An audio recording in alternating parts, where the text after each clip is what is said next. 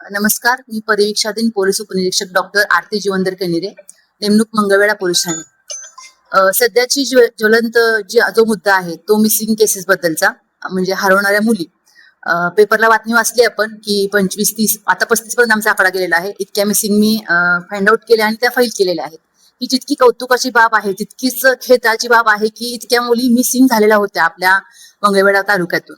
तर हे जे प्रमाण आहे ते जास्तीत जास्त जर आपण अभ्यास केला तर 10-12 पेक्षा पण 14 वर्ष ते 25 वर्ष वयोगटातल्या मुली ह्या जास्त करून पळून जातात किंवा बेपत्ता होतात आणि त्यांच्या आम्ही मिसिंग फाईल केलेल्या आहेत. आणि आव्हानाचं काम हे असतं की जेव्हा त्या मुली मिळून येतात तर त्यावेळेला मिळून आणणं सोपं आहे, पण त्या मुलींचं आल्यानंतर मन वळवणं खूप अवघड असतं. जर त्या मुली आलेल्या ठिकाणी त्या मुलग्यासोबत परत जातो म्हटल्या तर ते आणण्याला पण काही अर्थ राहत नाही. त्यामुळे त्यांना समुपदेशन करून त्यांचं मन वळवणं.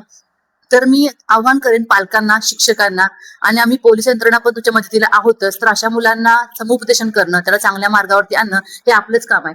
10वी-12वीच्या परीक्षा झाल्या होत आहेत आणि यानंतर सुट्टीचा काळ येतोय, तर महत्वाचा टप्पा असतो आपल्या आयुष्यामध्ये 10वी-12वीच्या वेळेला आपण मार्क चांगली मिळवणे, चांगल्या कोर्सेसला ऍडमिशन मिळवणे.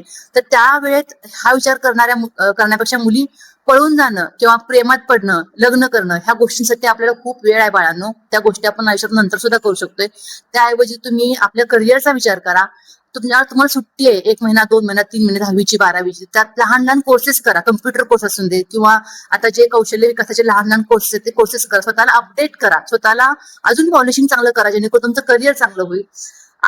आम्हाला एक असं अभ्यासांती आढळून आलं आहे, ज्या मुली अशा गोष्टींना बळी पडतात त्या मुली नंतर कौटुंबिक हिंसाचार किंवा गुन्हेगारी प्रवृत्तीची लोक यांना बळी पडून त्यांचं आयुष्य नंतर उद्ध्वस्त झालेलं आहे. तुमचा एक निर्णय तुम्हाला आयुष्याच्या शिखरावरती पण पोहोचवू शकतो आणि तुमच्या आयुष्याची राख रांगोळी पण करू शकतो. त्यामुळे तुमच्या पालकांच्या, वडिलांच्या, आईबाबांच्या डोळ्यातील स्वप्न बघा आणि ते पूर्ण करण्याचा प्रयत्न करा.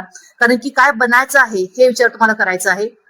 त्यामुळे मी असं सगळ्यांना कृपया करून आव्हान राहील, मुलींना, मुलांना, पालकांना, की ह्या मिसिंग केसेस बाबत आपण अजून सजग होऊया, अवेअरनेस करूया आणि चांगल्या वाटेवर जाण्याचा प्रयत्न करूया. धन्यवाद.